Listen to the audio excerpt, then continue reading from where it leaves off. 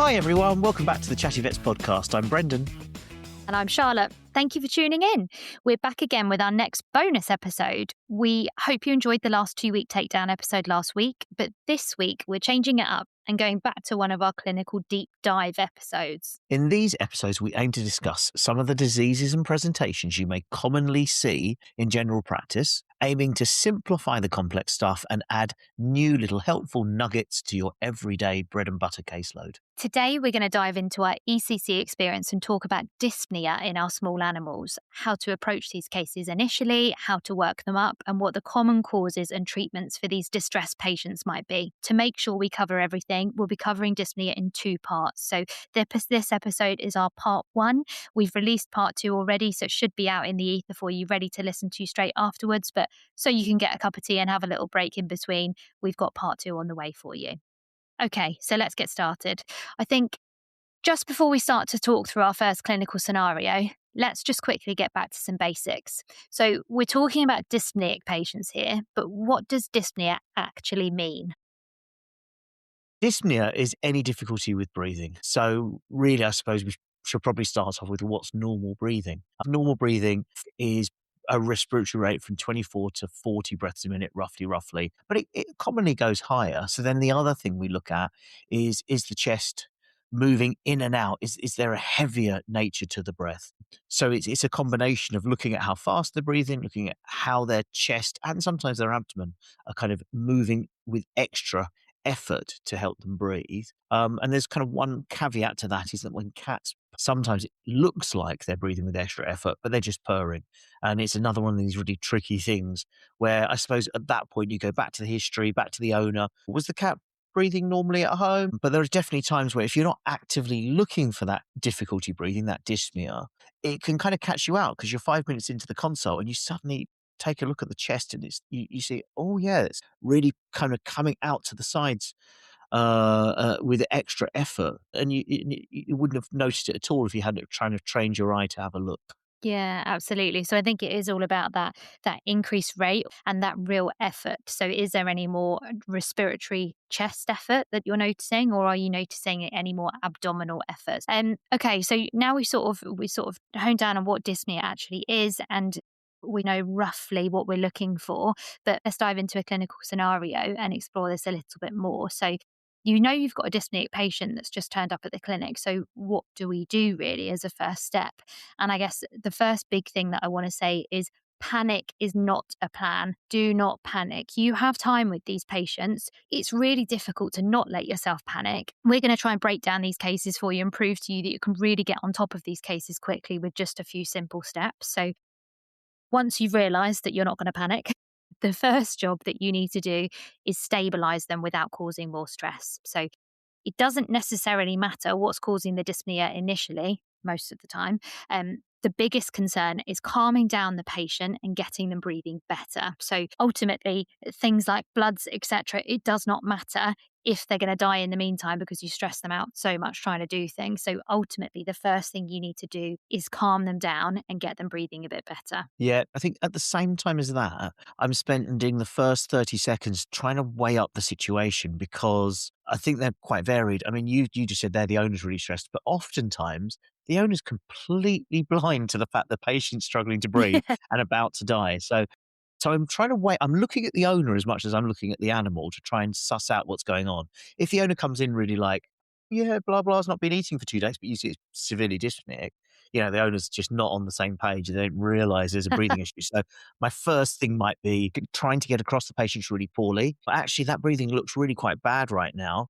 Do you mind if we just pop your cat back into oxygen for a little bit while we talk? Or something like that, just to try and get it across to them. Or the other time I'm kind of thinking is sometimes they're well aware that they've got an old pet, maybe the breathing's getting a little bit bad, maybe it's been bad for a day or two, and they finally think we're going to euthanize the animal. And in that situation, I don't really want to wrestle the animal away from the owner. As long as it's not critical and dying, sometimes there's a situation where you might go, the owner literally just wants euthanasia, and there's the odd time where you might not be rushing to do all your stabilisation. It's the last thing the owner wants. They actually want you to just put the animal to sleep. Yeah, I think generally, as a rule of thumb for the majority of cases, we're having that initial 10-second discussion with owners. You're going to tell them briefly what you're going to do. and get that quick verbal consent so that you have a chance to get the patient breathing a little bit better. You have a chance to step away from the client as well and to have a little think about what you want to do next and what's actually going on. Biggest tip for the majority of these cases, obviously it's not going to be a one size fits all, but the majority of cases, you're going to say, I really don't like the breathing at the moment. I'm a little bit worried about the way that we're breathing. I'd quite like to pop Charlie out to prep and pop them on some oxygen and take a step back and have a better look at what's going on so we can work out what we're going to do next. Is that okay? I think that having that initial 10-second discussion, it explains to the owner what's happening, gets the patient into oxygen, which is what they desperately need, and also keeps the owner updated and makes them feel like, okay, they're on it, they're doing something. We know that they're going to have a plan. And if you have no idea what's going on, gives you 5 seconds away from the owner to go, God, what do I do next? So I think it's really important to get that step in first.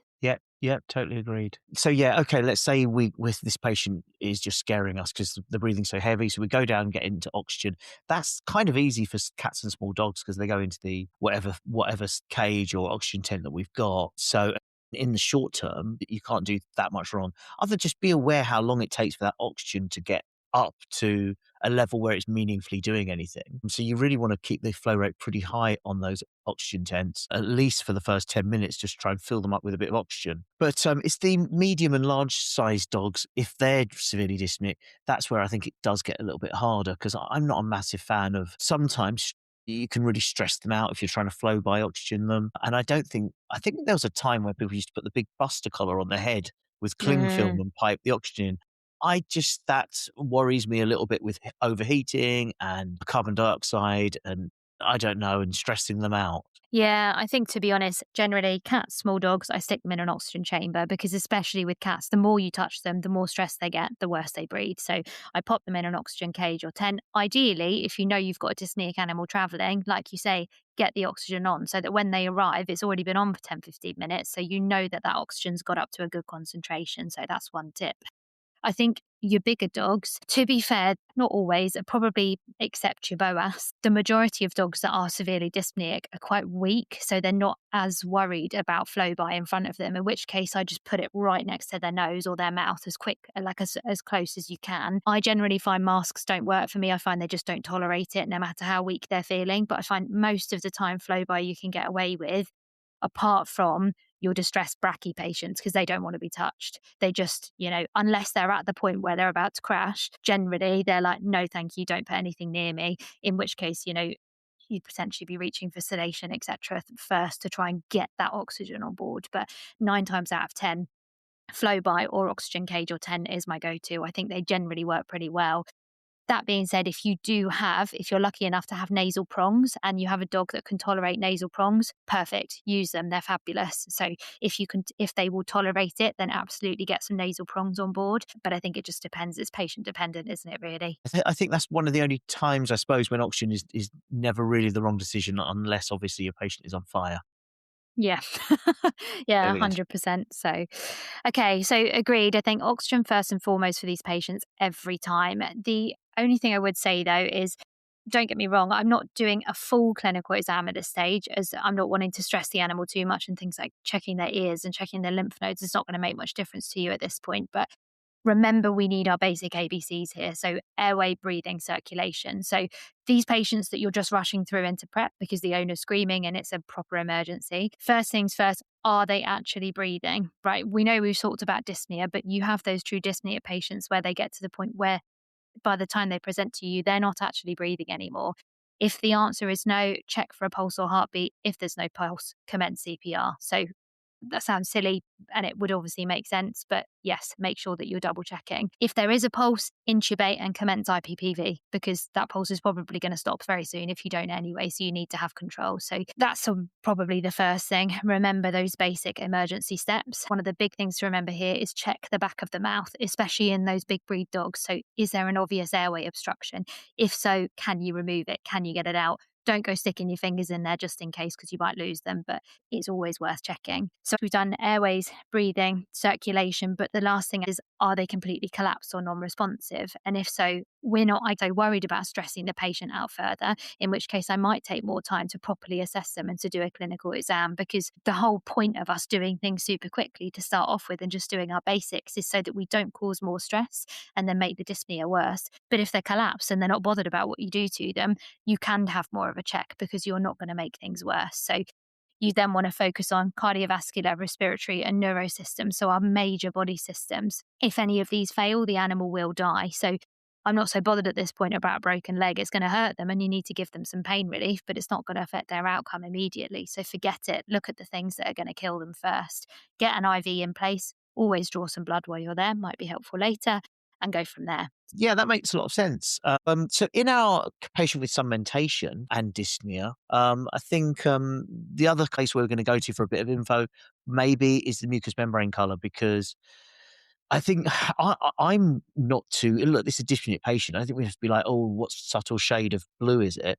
For me, it's is it really blue? Is it really white? I don't think the rest of it really makes that much difference in my mind. Yeah, for sure. Does it look like it's a nice and normal pink? Does it look like it's red? Does it look like it's blue? Or is there no colour at all? That's going to give you a hell of a lot of information really quickly. And it takes you 2 seconds. It's not that stressful. And to be honest, in a lot of them, you can see it from a distance because, especially dogs, they're wide open mouth panting at you. So you can see it. You can see their tongue colour and their gum colour from halfway across the room. And in a cat, even if they're that dyspneic that they are open mouth breathing, again, you can see their colour pretty quickly. So even without a CRT, that's going to give you a lot of information. Okay, but maybe once we've done those couple of cursory checks, what else do you think we're wanting to do from sort of outside of the kennel, Brendan? What else do we want to do when we're looking at our patients and doing our distance exam before we're stressing them too much? Yeah, I suppose you do pick up some info. I can't help feeling that this is more about cats than dogs, isn't it? I think dogs don't really present quite so terrifyingly acutely in most Mm, situations. But typically for cats, it's the back legs. Are they dragging behind them? Because you're really trying to hone in on, is this a hit by car with a pelvic fracture, or is this a blood clot to the back legs, saddle thrombus in cats where they're going to be off their back legs? So you might get some clues about that. You might get a feel that this is a cat that's been hit by a car because it's got some road dirt on it, or some scuff claws, and some of that you can do from a distance. There might be some kind of differentiations there. yeah, for sure. And I think this goes back to initially, are we going to give them any medication when they first get here? So when we tried to make this podcast, we tried to do everything in sort of a logical order, but sometimes you end up mixing things round because it's, as something walks through the door, you're immediately thinking, right, I'm going to get it in oxygen. And if it looks like it's been hit by a car, it needs pain relief. And those are all decisions you're making in the same breath. But I guess you probably want to break it down. Like if you've looked at the patient and there's no obvious external wounds and no history of a trauma, as far as you can tell from the quick chat that you've had with the owner, it's likely true dyspnea, in which case they need butorphanol to help them breathe. I normally go between zero point 0.1 and zero point 0.3 mg per kg IM, but usually it's zero point 0.3 mg per kg, and I let them calm down before doing anything else. But if they're covered in wounds, they've got a fracture, they're not moving their back legs, they look like they've had some sort of trauma or painful event, I'm getting methadone out. So in which case I'm normally going zero point 0.3 mg per kg usually. But how about you? Does that align with what you give? Yeah, I'm not. Yeah, it does, but except for the fact that I don't have I will give a cat zero point 0.1 to 0.15 mils of butorphanol, depending on Mm, how big it is. Rather, because I mean, often you don't have their weight anyway. So, and I'm not yeah, about you're to go just and weigh it. guessing. And to No. frankly, the dose range is so wide, and I perceive butorphanol as super safe. I personally don't think you're going to get any problems with it. So I've got no qualms about just going, well, it's a big cat, 0.15 or whatever mils straight off the Mm, cuff. I also, the nurses always say, oh, how much methadone? I just look at it, to be honest, and give it the rough amount based on its size. The irony is, look, we both do it the same. If we suspect pain, we go methadone, but you get the methadone panting is a yeah. is an issue there, but I don't know if I perceive it as an issue in these dyspneic cases, but could it No. could it get in the way? And I find, to be honest, I find it more of an issue in well patients where I give IV methadone, whereas if you give Yeah. IM methadone, I don't find it quite so bad. So to be honest, I wouldn't be quite so worried in because panting and not being dyspneic is different. I know, because they're comfortable versus being dyspneic because they're so painful. So I think you need to combat one or the other, and ultimately, anything that's not an opioid is not going to be enough in these cases. So yes, there is a risk that it could pan on the methadone, but ultimately you need to give them something strong. So Yeah, and I think at this stage, just to mention, we've all had the hit by car cats that come in panting, and then within 45 minutes, I think they're stressed as well. I think it's mainly stress, mm. but they're breathing so much better. And I think you have to have that on your mind for if it ends up being, oh, it's got scuff claws, it's got road dirt, it's feeling like a hit by car, just have on your mind, hold yourself back a little bit, as long as it's, especially if it's like really physically open mouth breathing, because some of those are literally panting with distress. Is that something you Oh yeah, recognize? 100%. I mean, yeah, I mean, I think we've all seen the cats that come in for a normal consult, like a booster, and they come in panting because they Yeah. just hate the car, or they're just got so stressed that you just need to give them a little bit of time. But again, if there's obvious trauma, treat the treat the pain, step back, let them chill out for a second, and then see what happens. Because if they're not truly dyspneic, the breathing will return more to normal, in which case then you'll know. It gives you a bit of a diagnostic clue from the get-go. So okay, so I think just a little mini recap here. So we've got them away from the owner initially, had that quick 10-second verbal consent from the owner.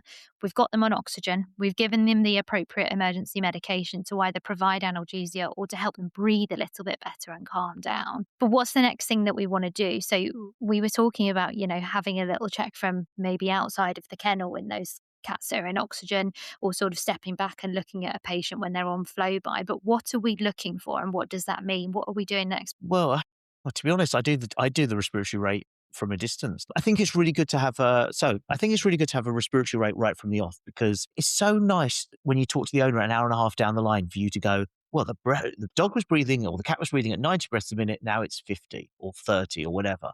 And I can almost hear the owner sighing on the telephone, and because it gets it across to them really nicely. And I think in the panic of a respiratory patient, you might not get a respiratory rate. So I think it's really useful to get it. The other thing to be checking is if there's an audible respiratory noise.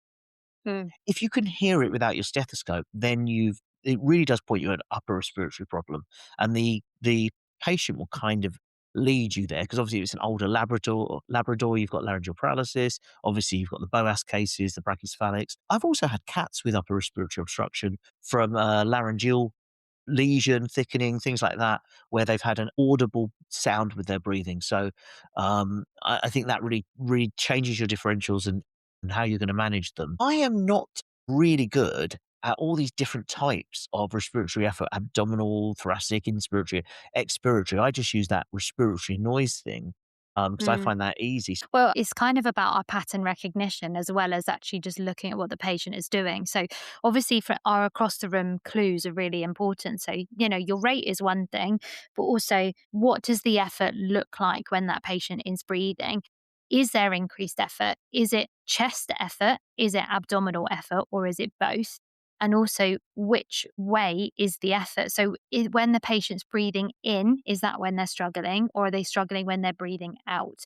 That all makes massive difference. Now, one of the really classic ones that we see is if you have a cat that comes in and it has something called paradoxical breathing effort. So this is really classical for pleural space disease. So it's not pathognomonic, don't get me wrong, but you see it classically in patients with pleural space disease. So paradoxical breathing is where the chest moves inwards when the cat breathes in, which is obviously opposite to normal. So normally when you breathe in, your chest expands. In a cat with pleural space disease and this paradoxical effort, their chest will go in, so inwards when they breathe in, but their abdomen will move out. And then when they breathe out, their chest expands and their abdomen goes in. So their abdomen and their chest do the opposite to each other, but the chest is moving in the opposite way to what you expect. So that in itself is when you see it, it's quite obvious, and you'll go, ah, I need to check if there's anything in the pleural space. So just remember that as a little tip, because it's really, really common in either your pneumothorax cases after an RTA or something like that, or your pleural effusion cases. It's really, really common. And then I guess one of the other big things that you were talking about is your noises. So alongside the effort that they're showing is, when are you hearing a noise and what kind of noise are you hearing? So are you hearing a stertor or a stridor? So your stertor, I think I've got this the right way around. I always get confused which is which, but your stertor is your typical brachy patient where you've got that low pitch noise, whereas your stridor is the really high pitched noise. And it's sort of working out which is which can be important. So, for example, your laryngeal paralysis cases, you'd expect a stridor, so that high pitch, whereas for your brachy patients, you expect that horrible low pitch stertor noise. Yeah, do you know, I think I know why this is going wrong for me.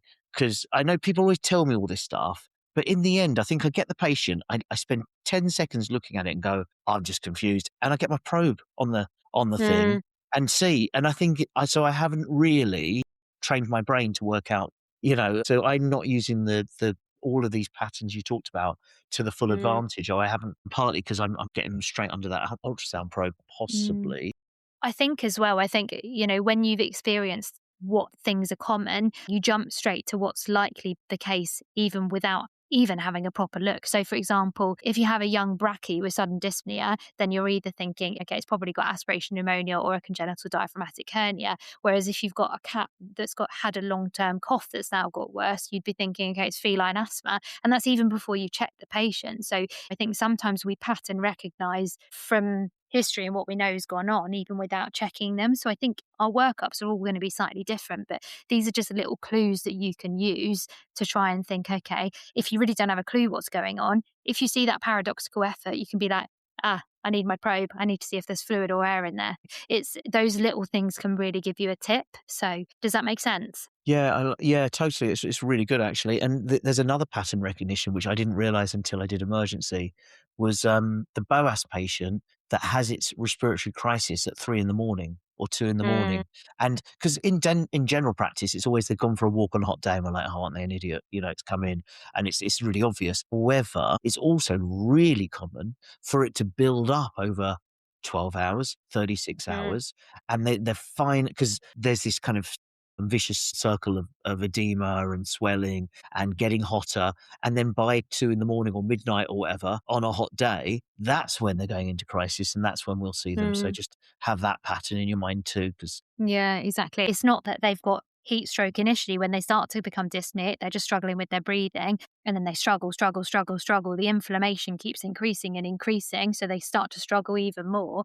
And then they get to the point where they're getting panicked, they get stressed, then they get hot, then they go into this heat stroke cycle and it just gets worse and worse and worse. And I think that's why, like you say, they can be okay-ish when the client goes to bed and they just think, oh, I'll just see what they're like in the morning. And then they wake up at 2 in the morning and the dog's nearly dying. And you're like, oh, right, okay. So yeah, I think definitely you can see those. Okay, so now we've got our quick verbal consent from owners. We've got our patient on oxygen. We've given them emergency drug stabilisation. We've done our distance exam. Now we think our patients are a little bit calmer. It's a little bit safer to examine them properly. So what exactly are we doing next? How are you doing your clinical exam or your quick clinical exam in these patients, Brendan, at this point? yeah, this is the bit where you think you might have missed something. Okay, so mucous membranes, obviously we're looking for I think I'm already narrowing down actually, because if it's a suspected RTA, I'll be looking at jaw, broken teeth, Mm, in the mouth. And then also I'm looking for evidence of head injury in a cat. So I look at the sclera mm, to see if there's bruising there and the eyes. And then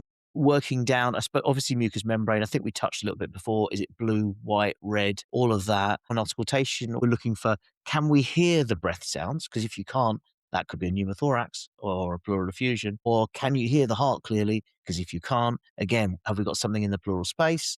Or have we got a pericardial effusion? Obviously, well, more typically a dog, but you do get them in cats as well, often cardiac related. So, and then I suppose when I'm listening to the heart, I don't worry too much about the rhythm if it's roughly speaking in the normal range. If it's super slow or if it's super fast, then I might start thinking about the rhythm, I suppose. But most of the time, I'm not going to be spending like a minute or two going, "Oh, is there an arrhythmia?" Because if it's roughly in the normal rhythm in the environments I work in, we're never going to be treating an abnormal rhythm like that. And also, hopefully, we've got an ECG coming, which will give you far more information, I think.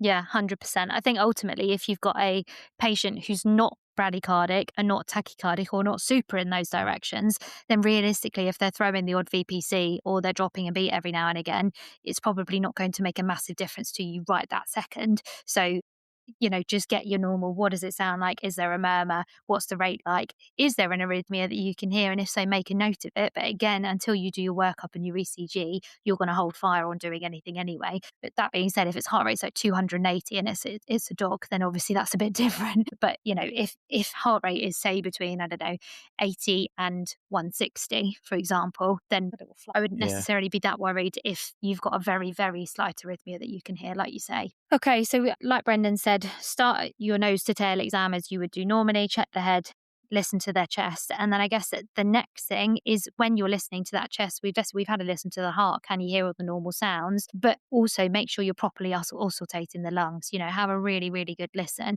Are there crackles? Are there wheezes? If you have got muffled sounds, where are they? Are they dorsal? Are they ventral? Are the lung sounds louder than you're expecting?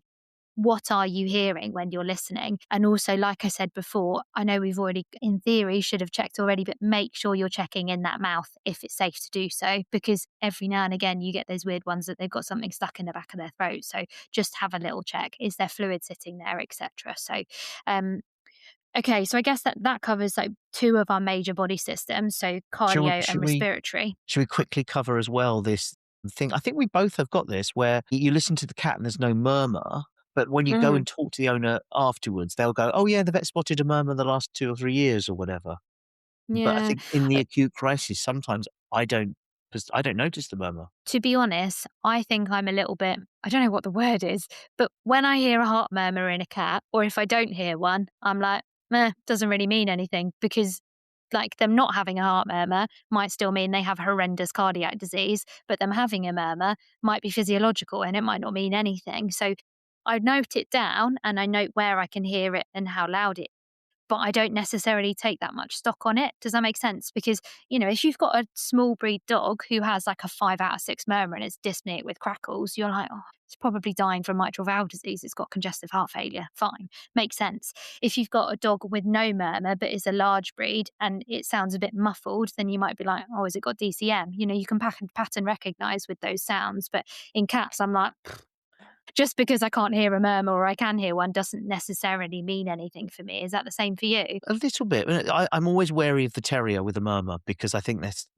they have as much lung disease as they do heart disease. In fact, Mm, sometimes I think that's a real common area where we get it wrong. And I mm, think for me and you, because we can do that very basic left atrium aorta ratio, we mm. might marginalize the murmur a little bit more. But if you don't feel confident with your left atrial measurement, then I suppose you might have to use it a little bit more than Yeah, true. we are.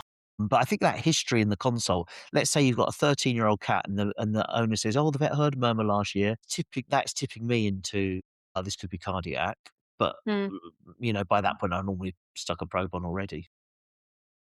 All right. So getting back to basic clinical exam, if we're focusing on major body systems, we've done cardio, we've done respiratory. The other thing that we just want to take note of at this point is neurological system. So this, to be honest, is mainly only going to be a problem in dyspnea cases, truly dyspneic cases, usually when they've had trauma. So if you've got like a RTA cat with head trauma, you're looking, is its mentation dull? Do I think it's got increased intracranial pressure? In which case, do I need to think about treating it? If you've got your thrombo cats where they have no nociception in either of their hind legs, then I think we need to think about the neuro exam in that sense.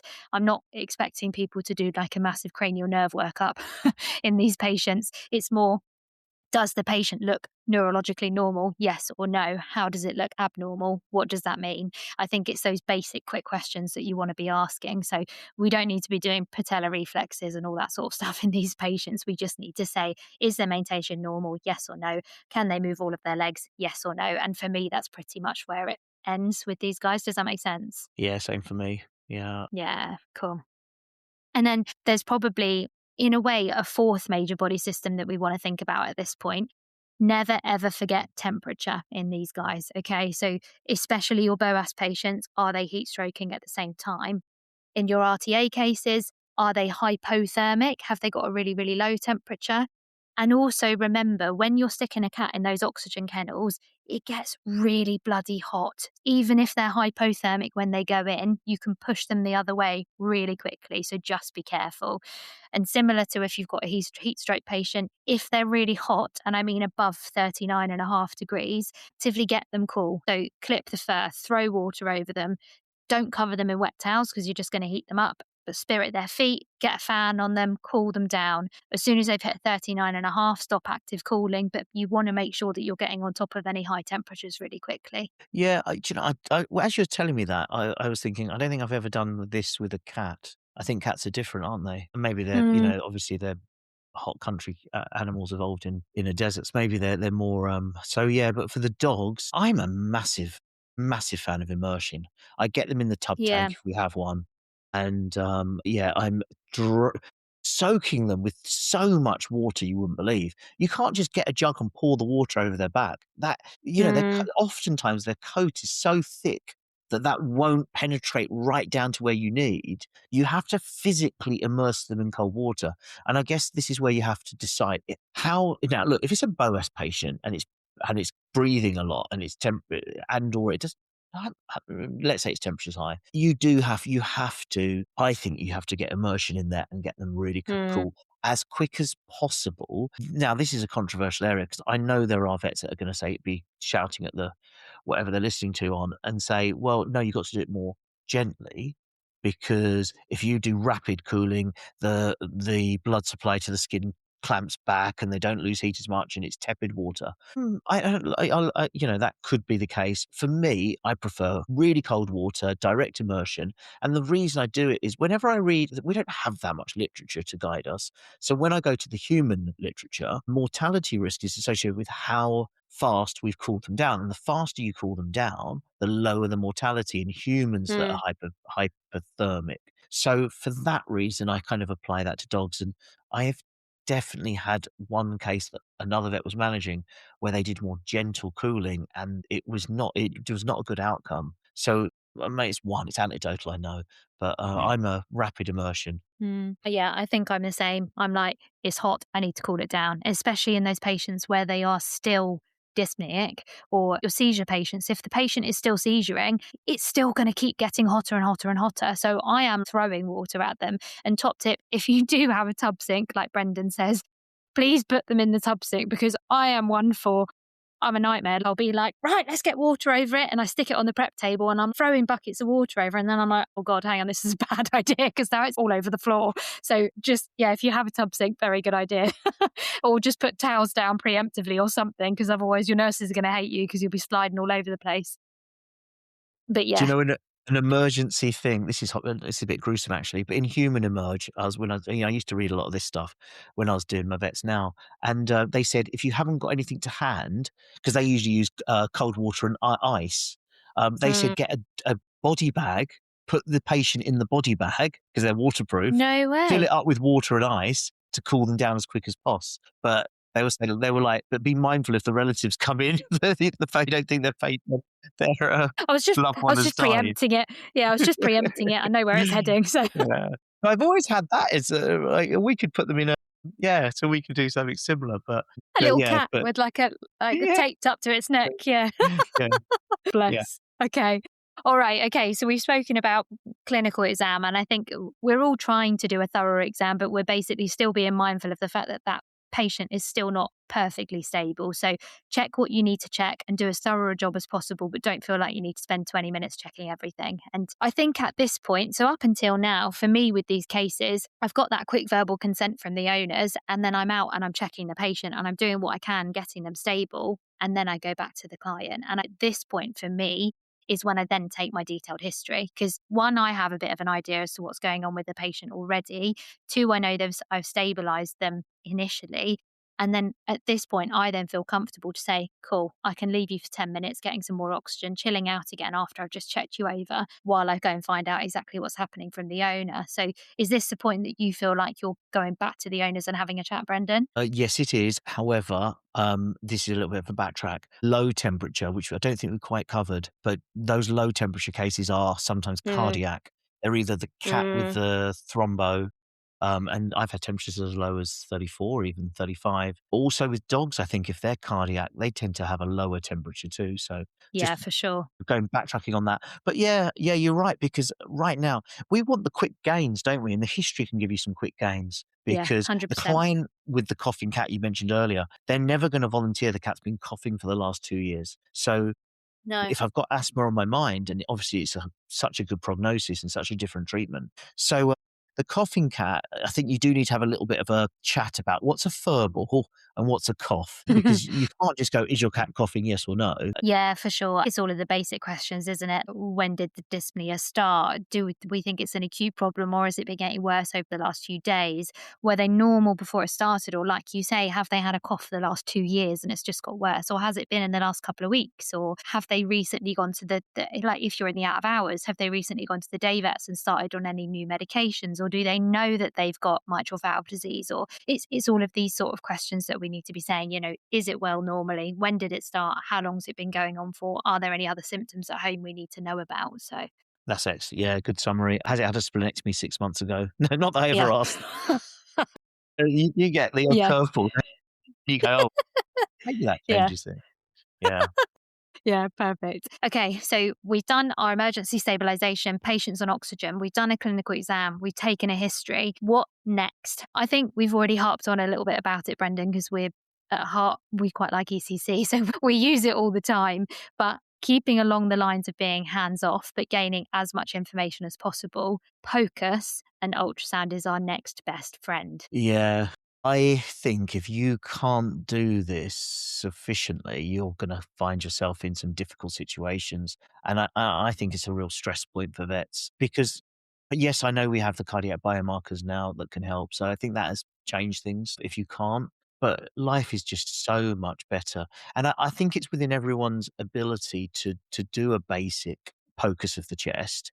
It's Mm. nothing like an abdomen. It's not as subtle. It's like much more black and white in the chest than the abdomen, where you might look at a lesion in the liver and go, "Oh, is that something? Is it not?" In the chest, it's much more um, like quite obvious things that are different. So I think I would just encourage people to not think, "Oh, chest is scary," but get in there and start doing it, because within even a few cases, I think you'll get a lot more confidence. Yeah, absolutely. I think it's massively a game changer for these patients. And I don't actually think it's that tricky to get good at, because it's once you know what you're looking for, and we're going to dive into that now. So, once you know what you're looking for and roughly how to do it, practice on a few normal chests. And then it's so obvious when you see something wrong. Like if you get a pleural effusion, it's just there. It's so obvious to see. I get your pneumothoraxes might be a little bit more tricky to get to start off with, but and I get nobody's going to be great at echoes overnight, but there are some things on a thoracic POCUS where it will be so quick for you to get good at checking for. So I guess if we take it back to basics on our POCUS, what actually is POCUS? So POCUS is our point of care ultrasound. People call it T POCUS for the chest or A POCUS for abdomen. We're used to using it all the time. And to be honest, for any dyspneic patient, I think it's something that you should be doing. I think generally on a POCUS, there's a few questions that we're wanting to answer. One, is there pleural effusion? So is there fluid inside the pleural space? Two, is there a pneumothorax? Three, is there evidence of any fluid inside the lungs? So wet lung or B lines that we're looking for. Is the heart, how does the heart look? Is cardiac contractility okay? Is there an increased LAAO? Have I missed anything? No, that sounds good. Yeah. So I think that's your general ones. Oh, and I guess the other one is, can you see something in the chest that shouldn't be there? I.e., can you see guts Yeah. in the chest space where you shouldn't be Right. seeing them? So Yeah. yeah. So I guess if those are the things that we're trying to break it down to look for. So yeah, let's start with B line. So what is a B line? What are you looking for when you're seeing a B line, and what does that mean? Do we? Maybe we should quickly do A lines, because that's the kind of the other bit of that, isn't it? And to explain where we get beeline, the terminology from, because when you've got your probe on the chest and you're looking at the lung fields, you can't see anything, or kind Mm, of, because as soon as you get the chest wall, you'll see a rib, little black round thing, and another rib with white around the edge, and then so ribs are quite easy to spot, especially if you're kind of holding the probe, so you're covering two ribs, because then on your screen you'll have at the top of the screen, you'll have two little circles where the ribs are. And then I know that if I'm looking between the ribs, then if as long as I'm in the right part of the thorax and not over the abdomen, I'm going to be looking into the lungs. And that's where we literally don't see anything, because as soon as you go into that air density, all the beam gets reflected, you get no further information. So I think it's important to realize that that's actually what we're looking for. We're looking for not seeing anything when we look down into the lung fields below, between the ribs. Yeah. All you might see is some reverberation artifacts. So what you get is these horizontal white lines sometimes further down the screen, and they're called A lines, and they're normal, and they're an artifact from the reflection of the beam when it hits that first air interface. So essentially, the first thing to look at is I want nothing. B lines are the opposite of that, really. So B lines, you're holding your probe, so you're covering a couple of ribs. So I think that makes it easier, and you're looking in that gap. But this time the beam does go through, and what you get is really characteristic, because you get these white lines that are a little bit like laser lights through fog, or I think what you call them, rocket somethings, don't you? What's Yeah, it? comet tails or rockets, or yeah, they're big, bright white lines. Yeah. Yeah, that's it. Yeah, and you're looking for at least three, if not more. Sometimes they can be joined up a little bit, and they do kind of shoot down the screen, don't they? Mm. There's an element of them like going boo, boo, boo, like this as they go down the screen. So if you're, and the other thing they do, these lines, is they move with the breath. So if the breath's fast, they'll be moving quite quickly. If the breath's slow, they'll be moving quite slowly to and fro across your screen. And this is we're looking into the lungs. We can't normally do that because air will block all our beam. But this tells us that we've got wetness in the lung, because now some of the beam can get into the lung. And it generates these very characteristic white lines that go all the way down the screen. Say three or four or more. They can be broad. They move with the breaths. And if you're seeing these, you've got wet lungs. Yeah. Yeah. Does Yeah. that kind of yeah? Okay. Yeah, absolutely. I think, like you say, on a normal chest with no issues, you see your typical little black white circles at the top, and you have a bright white line connecting them, which is your pleural line, so the normal surface of your lungs. Normally, you shouldn't see anything underneath that. So, if you're getting a B line, which is like you say, a bright white line from that pleural line all the way down to the bottom of your ultrasound probe, if it runs all the way down, doesn't stop halfway, those don't count. It's all the way down to the bottom of your screen. If you're getting three or more in a field of view, you can say that patient has wet lung. So it has B lines on its chest, and that is not normal. That tells you there's fluid inside the lungs when there shouldn't be. Now, that might be pulmonary edema, it might be pulmonary contusions, it could be pneumonia. That doesn't tell you what type of fluid you're looking for, but it tells you it's inside the lung tissue. But the good thing with B lines is you can see where are you seeing them. If it's cranioventral and it's a puppy, for example, you're going to be thinking it's probably aspiration pneumonia.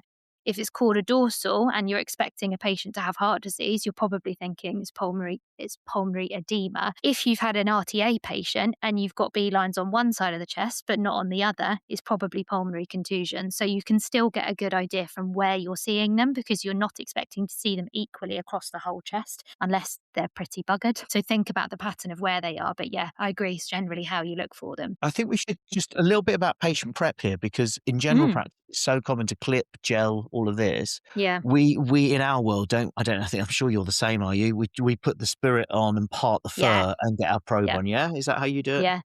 Except if you have a really fancy new ultrasound machine and the practice doesn't like you to use spirit, good tip, you can still spirit on the animal, part the fur, but pop loads and loads of gel on your probe, get a glove and pop loads and loads of gel in the glove and pop a glove over the probe, because then you can, in theory, put the probe straight onto spirit, but without the probe actually touching spirit. So that's a good tip. But yeah, I never clip these patients because it's just, unless they're not dyspneic and you want to do a proper cardiac exam, but if they're dyspneic, don't do it. You're just going to make them worse, and you can do it perfectly well with just spirit. So, and one thing to say here as well is in terms of where we're checking on the chest, for me, I don't know if this is the same for you, Brendan, but in cats and small dogs, I generally do two dorsal points on either side of the chest and then one ventral, sort of just behind the elbow, as sort of my 3 points I will always check on a POCUS. In a bigger dog, I generally do two, maybe three dorsal, one or two mid, and then one or two ventral. But again, it depends on the size of the animal. But ultimately, just make sure you're doing it the same way each time. And yeah, the test isn't perfect. I think No. yeah, I think it has to be in proper B lines, like this, really reproducible and consistent. Yeah, And then, 100%. yeah, If then I just if a thought, patient has wet lung and you know what a beeline looks like, you will not miss it because it's really obvious. I mean, sometimes you get them where they have so much fluid in their chest, the whole screen looks white because the whole thing is just converged beelines, in which case you're like, oh, if it's cardiac, this needs furosemide like right now. So, okay. So I think that's wet lung. So we've done what could be pulmonary edema, pulmonary contusions, pneumonia, etc. So let's go on to effusion. So the big ones we're looking for are pericardial effusion or pleural effusion. So if you see a pleural effusion on a scan, Brendan, what are you looking for and where? okay, so usually I've got my patient, this isn't, well, we didn't talk about this. Normally I've got my patient in sternal because in Yeah, our dyspnea cases, we're 100%. not going to be holding them in lateral on a table. Or, well, it's not obvious because it could decompensate them. It could get into real bad trouble. So my sternal patient, and also because oftentimes the nurses are ready to go, right, what position do you want? Because in general practice, that's what it's all about, isn't it?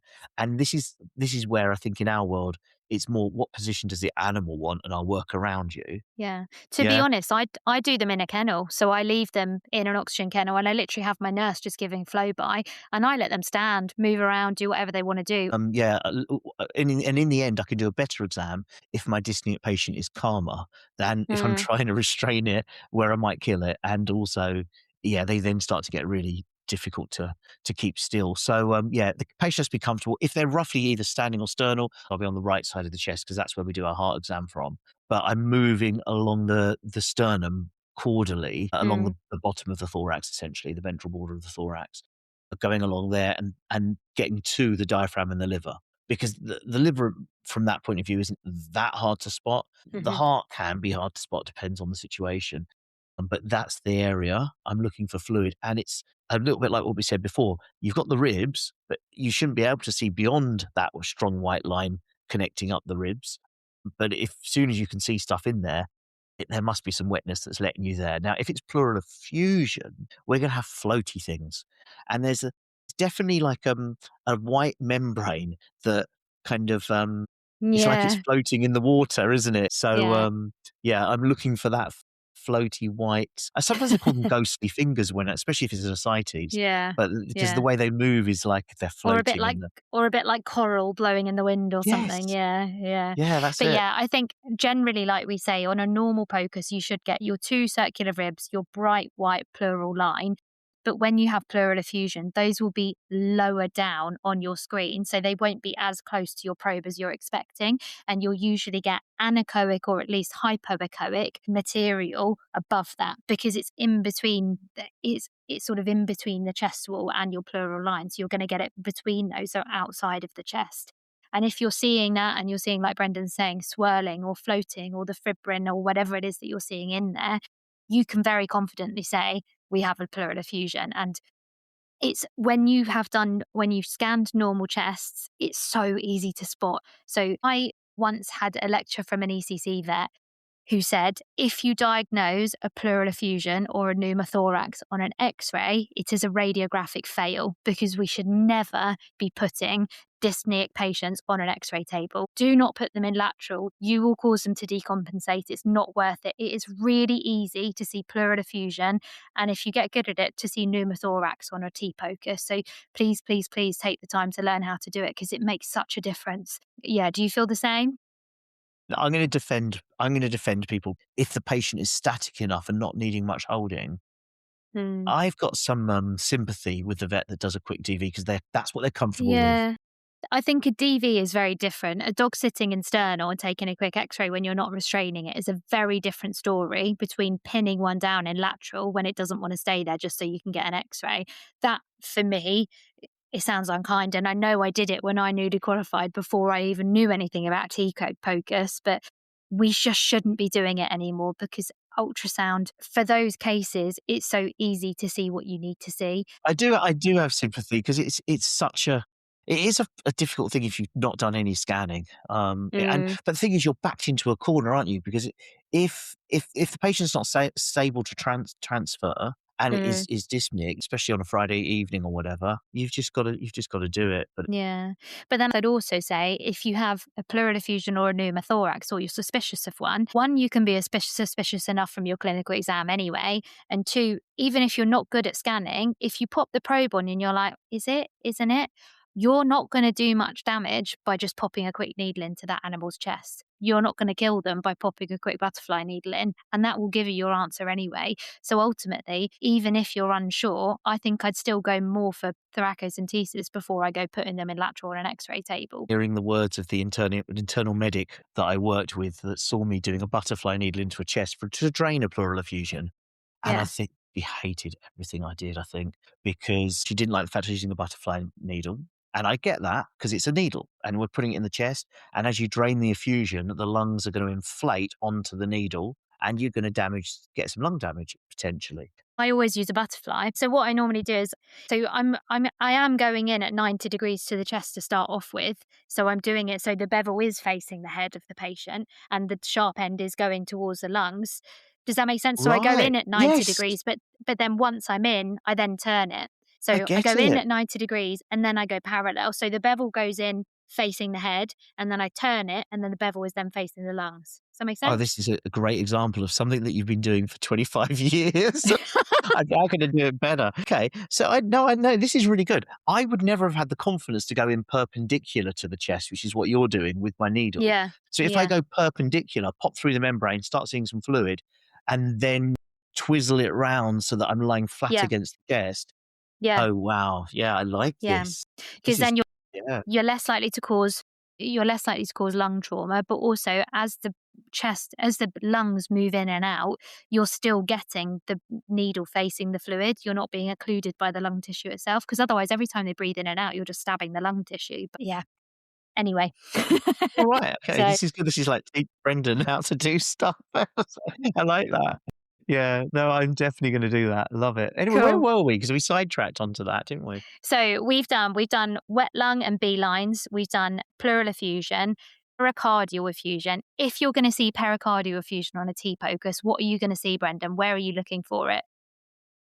Because the easy one is you put the thing on the probe on the chest and you see a beating heart within a black round sac. And that's the easiest one of all. They're going to be Yeah. critical. They're going to be collapsed, weak, can't walk very well. They're rapidly going downhill. Suppose I do my little trick. If I see fluid and I see a heart, but I'm not sure if it's in the pericardial space or pleural, I'm going caudal along the lower, because the patient's usually in sternal or standing. I'm Mm. going along the lower border of the thorax towards the liver, right at the bottom of the chest, and seeing if I can get to where the diaphragm is. You got the curve of the diaphragm, and you see the liver, sometimes the gallbladder in there, so you know where you are. And I'm looking for fluid in that notch right up there.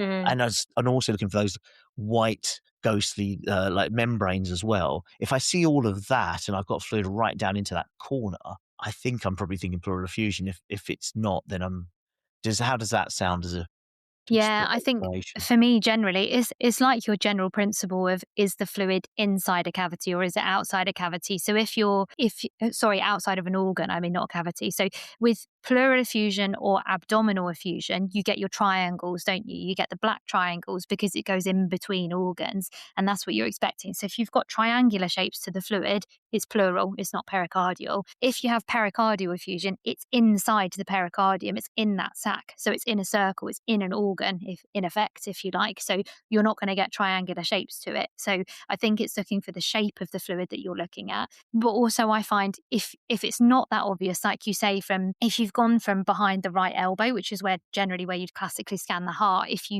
you can't see a pericardial effusion very easily there, like you say, go to the xiphisternum. So if you scan almost from xiphisternum abdominal and then pan forward, you can normally see it a bit easier. So, but again, usually the ones that are going to present to you as an emergency are quite easy to see. So normally you're not going to be umming and ahhing as to whether it's got pericardial effusion or not. Normally you pop the probe on and you're like, oh, it's got an effusion. Oh God, how do I drain it? Yeah. Are we going to do a touch on draining it now, or do we come back to that? Yeah, maybe we do that really quickly. I think ultimately, in terms of like technique for draining, we're not going to be able to cover that effectively in a podcast. So, I mean, I think you quite like the Vet Girl on the Run videos as well, don't you, Brendan? But Yeah. they're pretty good. She's Yeah, there's a lot of videos out there as to exactly how to do it. The one thing that I would say is that generally use a mylar catheter. So if you do want to keep it in, you can do, and it's just generally the easiest way to do it. But even if you end up just using a needle, if it's the first time you've ever drained a pericardial effusion, be expecting when you have the syringe on and you get fluid back, it shoots out at you. The first time I did it, I was convinced I was in the heart because it comes out at such a force and you get so much fluid so quickly that you think, oh my God, I've just taken like a whole systolic beat's worth of blood from the heart itself. But remember, you're literally right outside of the heart muscle. As soon as the heart beats, it's going to push that fluid out into your needle and your syringe super quickly with a lot of force. So if it looks like it's being pumped out, don't panic because you probably are in exactly the right place. Do you know what? Just a quick side note to this, by the way, as long as your patient's not literally about to die that second, try to spend a minute if you can, whilst the pericardial effusion is still there, looking for an obvious mass in the heart. Because I know one specialist has told me that that's the best chance you have of spotting it with ultrasound. And once the effusion is drained, it's hard to spot. Have you heard the Mm. same? Yeah, and to be honest, I remember there was one case in particular where I did think that there was possibly a heart mass, but the patient was stable. It wasn't in tamponade. It wasn't in cardiac tamponade, and it wasn't dyspneic. It was bright. It was with it. It was just wagging its tail. The owner had come in because he just said it was off. It just wasn't quite right. And I actually referred that with a pericardial effusion. Sometimes they actually like you to send it with a little bit of that fluid there because, like you say, it makes it so much easier to see the mass. The only other thing I would say to that is, like with any fluid sample that you take, don't throw it away. Keep it because if you can, keep it. Put it in a plain tube, put it in some EDTA, send it with the dog when you refer it because it gives them so much information because they can check cytology, they can do a culture, they can do whatever they need to do. And it means that they don't have to wait for it to fill back up again to sample. Now, what was I going to say about this? Oh, the thing, once you stab it with whatever long pointy thing you stabbed it with, even if you only drain 3 mils out, that you're in the clear because that hole because it's under so much pressure in there from the beating heart, that hole stays patent. It doesn't seal over again. And the Yeah. fluid will continue to drain out the pericardial effusion. And yes, it will drain into, I assume, the pleural space or wherever it drains to, but it's a relatively small volume. And now our tamponade is going to resolve. So the pleural effusion, you don't put the pressure on yourself that you have to drain all of the fluid Yeah. with whatever pointy thing you're putting into that pericardial space. And I think I always was under the impression with pericardial effusions, you're looking at like a heart-based mass generally, aren't you? If you get a pericardial effusion in a dog a lot of the time. The giant breeds get the idiopathic, is that right? Yeah, true. But I think, there are the exceptions. But I think I was always under the impression that in sort of small to medium sized dogs, if you do get a pericardial effusion, it's bad news. But remember, you can get the weird and wonderful ones. So I actually referred a case once, which I nearly didn't refer because they told me they had no money and they couldn't afford the workup and blah, blah, blah. But anyway, they pulled 6 grand out their asses from somewhere. I don't know where they found it.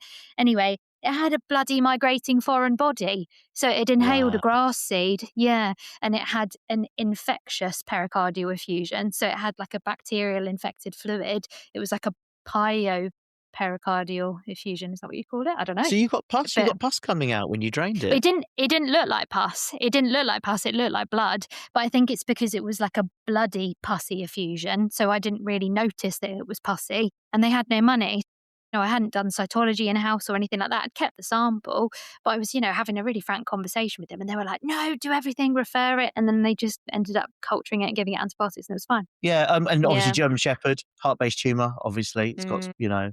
but any giant dog, idiopathic has got to be right up there, I think. Mm. And they're going to do well with do you call it a partial pericardectomy, I suppose? Yeah, giant breed dog owners, when the dog's the right age and wellness, they're usually going to be quite motivated and potentially well Yeah. financed because they've got a giant breed. So Yeah, yeah, they for sure. might be up for that. So don't be rushing those to the Yeah, freezer. for sure. Okay, so we've gone over wet lung, we've done pleural effusion, we've done pericardial effusion. In our POCUS exam, the remainder of things we want to look at is what's going on with the heart, what's its contractility like, what's its LAAO like, and also what's our glide sign doing. So that's our pneumothorax hint.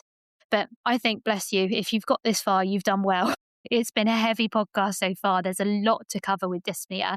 And what we want to do is make sure that we don't miss anything. So we're going to go a little bit off charter today and finish up the podcast here. And then we're going to do a dyspnea part 2. And basically what we're going to do next time is cover the remainder of our POCUS exam, any further workup we might want to do, differentials that we'll be looking at from there and possible treatments. We hope as ever you've enjoyed listening, and remember to get in touch if you have any comments or suggestions to help us improve these pods for you.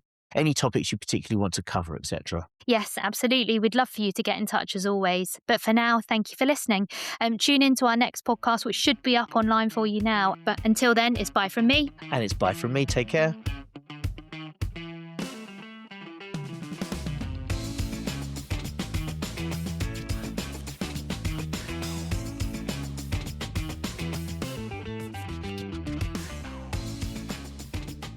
The content presented in the Chatty Vets podcast is intended for licensed veterinary professionals and is for informational purposes only. Views expressed are those of the host and guests and do not substitute for clinical judgment or individualized patient care. Drug dosages, protocols, medical advice discussed should be verified against current literature and manufacturer's guidelines. Us and its creators are not liable for any errors, omissions, or adverse outcomes resulting from the application of this information. Always consult relevant laws, regulations, and institutional policies in your practice. Listener discretion is advised.